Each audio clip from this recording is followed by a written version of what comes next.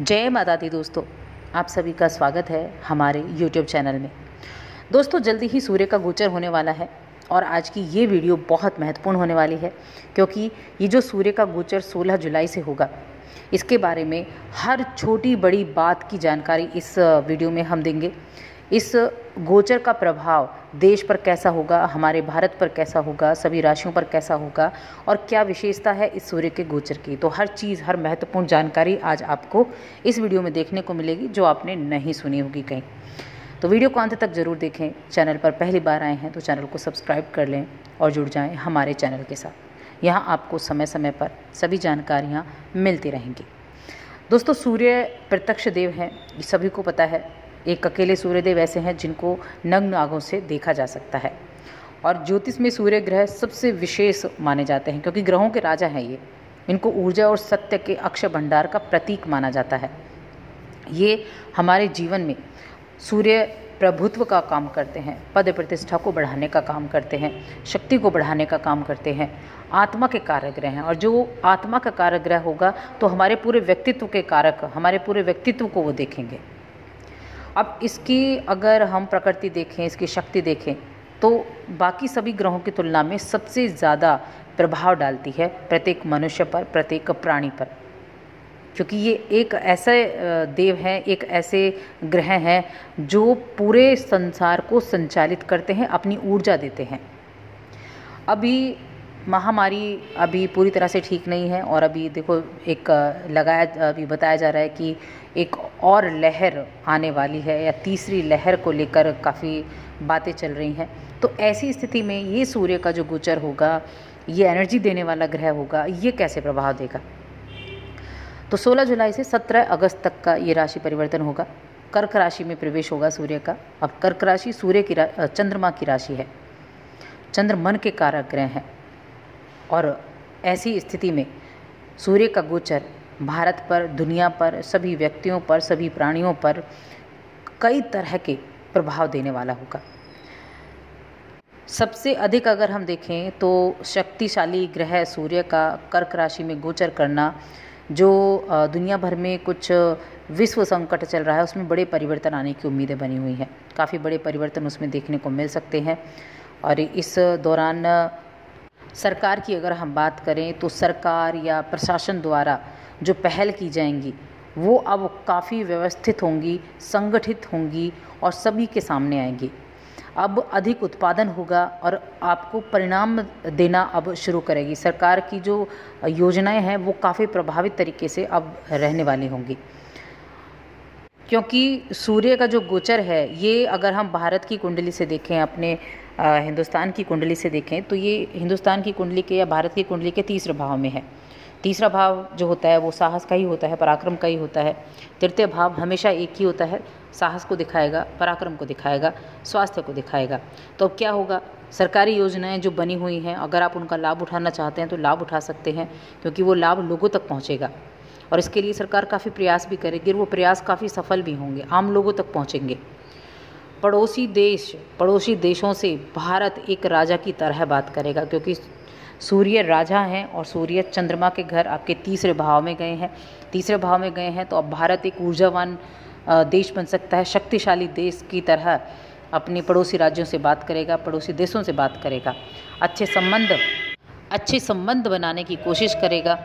पड़ोसी देशों से भारत एक राजा की तरह बात करेगा, अच्छे संबंध बनाने की कोशिश करेगा और जहाँ आवश्यकता होगी वहाँ कठोरता भी दिखाएगा। यानी नम्रता तो दिखाएगा ही, लेकिन कठोरता भी दिखाएगा। कुछ सरकारी योजनाओं की घोषणाएं हो सकती हैं, ऐसी योजनाएं भी सामने आ सकती हैं जो काफ़ी आकर्षक होंगी। और इस एक महीने के अंतराल में कुछ नियम होंगे जिनको आपको सख्ती से पालन करना होगा। कुछ नए नियम भी बन सकते हैं। तो ऐसी ही चीज़ों के लिए भारत अब या सरकार अब ऐसे चीज़ों की तरफ काम करने वाली है और विरोधियों पर भारत इस दौरान, इस एक महीने के अंतराल में काफ़ी भारी भी पड़ने वाला है। अब हम राशियों की बात करते हैं कि किन राशियों को सूर्य का शुभ परिणाम मिलेगा, किन को सावधानी रखनी होगी और किन के लिए ये सूर्य का गोचर मिला जुला असर देने वाला होगा। तो सूर्य का जो गोचर है उसका जो शुभ परिणाम मिलेगा वो वृषभ राशि को, मिथुन राशि को, कन्या राशि को, तुला राशि को और मीन राशि को, इनको सबसे अधिक फ़ायदेमंद रहने वाला है। हालांकि धनु को भी काफ़ी फ़ायदेमंद रहेगा।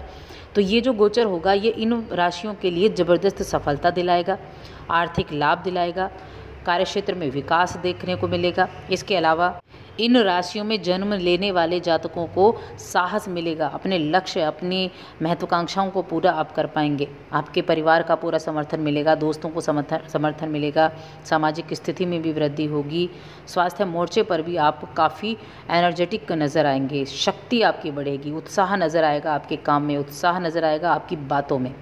तो ये वो राशियाँ जिनके लिए सूर्य के गोचर का शुभ परिणाम मिलेगा।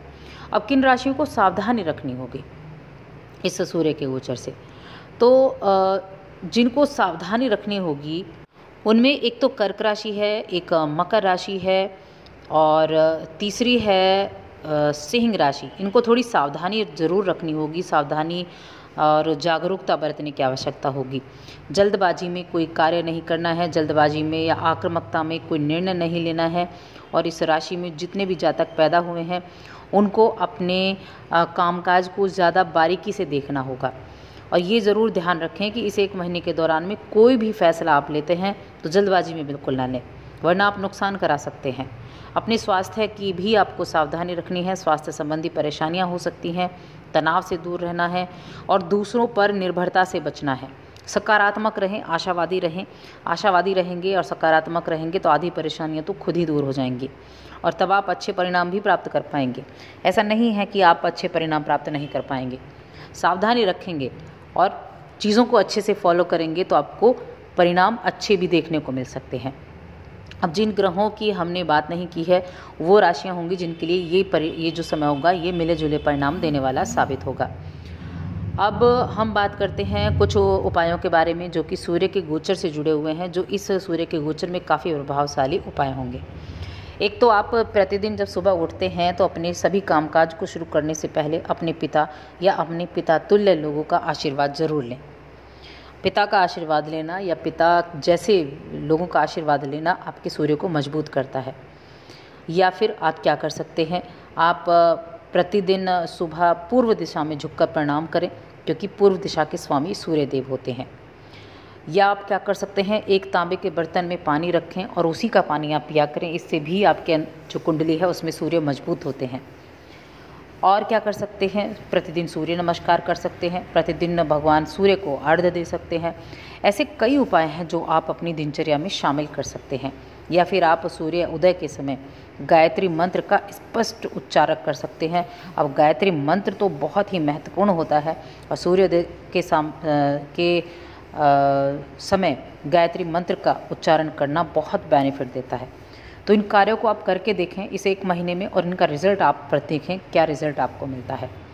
तो दोस्तों और ऐसी कैसी जानकारियों के लिए चैनल को सब्सक्राइब कर लें, हमारी इस वीडियो को ज़्यादा से ज़्यादा लाइक करें, शेयर करें।